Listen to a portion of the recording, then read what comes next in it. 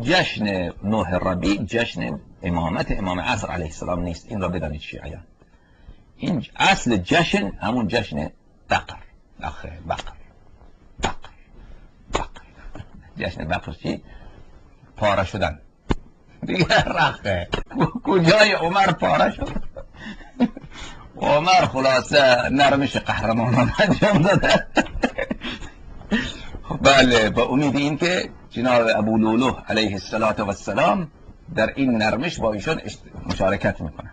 ابو لولو علیه السلام چون اهل گناه نبود که این در نرمش قهرمانان با ایشان مشارکت بکنه. ابو لولو علیه السلام به جای این که در نرمش با ایشان مشارکت بکنه، فلان جای عمر را بله با خنجرم که چه خنجری